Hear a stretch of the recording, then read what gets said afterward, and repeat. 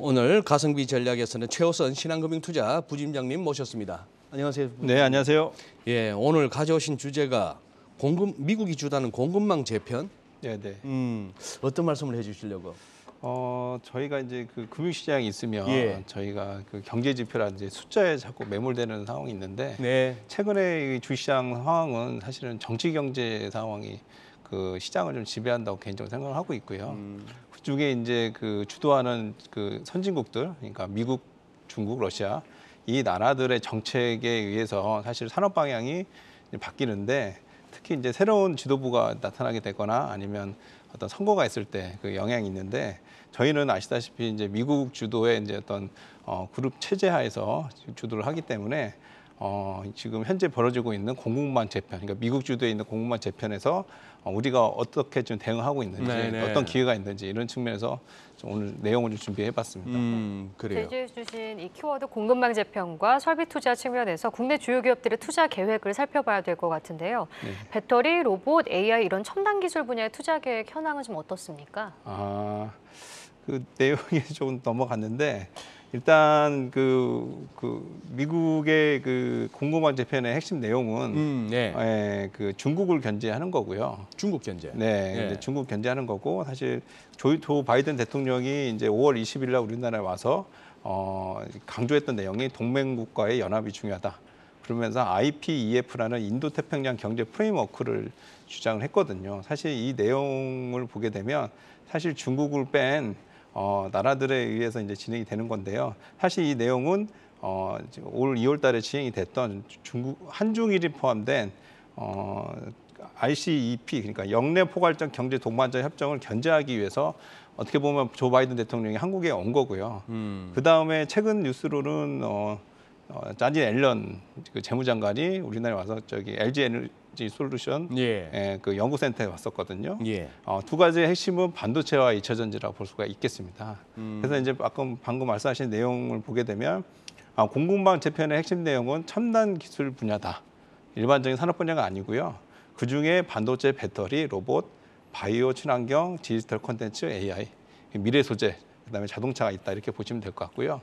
그러면은 이 국내 기업의 투자 계획은 어떻게 이루어지냐? 사실 국내 기업이 현금성 자산이 매우 많이 있습니다. 그동안 문재인 정부 때 보게 되면 뭐 투자를 안 한다 이런 내용이 있었는데 사실 불확실성이 크기 때문에 기업들이 현금을 많이 갖고 있었는데 이 정치 환경이 바뀌고 미국 주도의 이제 미국의 공장을 지어라 뭐 이렇게 하면서 사실은 대기업들이 5월 24일 날 투자 계획을 발표를 했고요.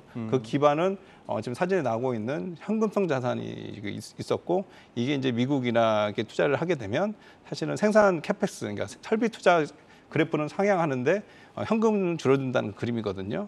그렇게 보시면 될 것 같고 주요 대기업들 내용을 좀 간단히 좀 말씀드리면 삼성이 5월 24일 날 5년간 450조를 투자한다고 했습니다.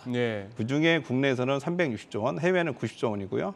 해외 90조 중에서는 또 미국에 투자한다고 했었고, 주 SK는 이제 어제 뉴스가 좀 나왔죠. 최태원 회장님이 이제 미국에 추가로 더 투자하겠다. 그래서 바이든 대통령이 땡큐를 여러 번 얘기했었고요. 그다음에 이제 LG는 아시겠지만은 이제 그 5년간 173조를 투자를 하는데 국내가 106조 원이고 해외가 67조 원인데 그 중에 이제 10조 원이 배터리 소재 분야고 저희가 이제 관심 있게 볼 거는 미국에 이제 투자하는 부분에서 이제 그 설비 투자 원가 비용이 올라서 약간 투자를 유보하는 상황인데 결과적으로 하려고 하고 있는 상황입니다. 그래요. 근데 지금 우리 투자자분들 입장에서는 그래 기업 가만히 있는 것보다 그동안 쟁여둔 현금으로 이제 투자도 열심히 하고 그렇게 하면은 이게 좀 뭔가 주가에 좋은 어떤 기운을 불어 넣어줘야 되는데 지금 워낙에 글로벌 내지는 매크로 환경이 이래서 그렇다고 봐야 될까요? 어떻게 보십니까?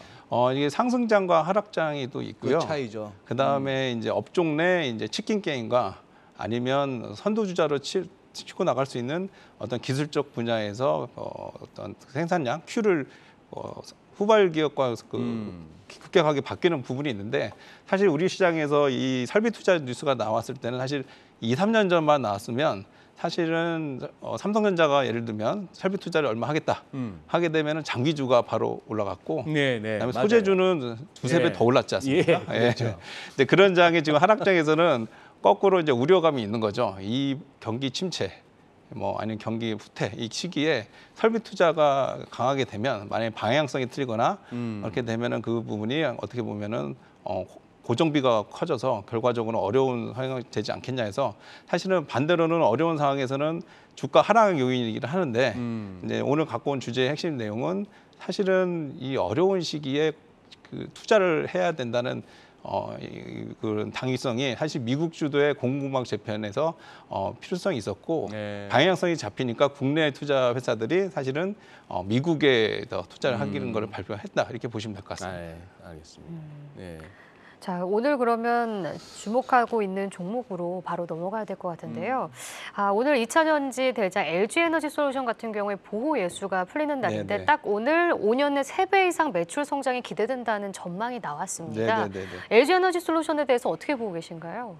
LG에너지솔루션은 오늘 마침 이제 그 분야가 예. 반도체, 2차전지, 뭐 전기차, 뭐 여러 가지 그러다 있었는데, 보니. 근데 오늘 또 핵심 그 보호예수 물량이 풀리는 날이라서 LG에너지솔루션을 좀 가져왔고요. 예. 같이 사실은 LG화학도 좀 갖고 왔습니다. 네네. 그래서 말씀하시는 LG에너지솔루션을 보게 되면 단기적으로 보게 되면은 이제 수급, 특히 오늘 같은 수급을 보게 되면 일선 지점에서 좀 대응하는 전략으로는 제가 이제 한 3주 전에 출연해서 띵동 매매, 뭐 이렇게 자동 매매를 좀 권해드린다고 했는데 사실은 제가 어제 전화를 다 돌려서 36만 원, 뭐 35만 원의 매수 주문을 자동으로 걸어놨습니다. 일주일 동안. 네. 예, 왜냐하면 기관들 물량이 한 4조 가까이, 그러니까 3조 그렇죠. 8천억 정도 예. 있어서 그분들이 때리면 때리면. 살려고 음. 하고 있고 기존에 보유하고 있는 물량은 좀 팔았고요. 예, 근데 그렇게 되기를 했는데 기관들이 오늘 별로 안 팝니다.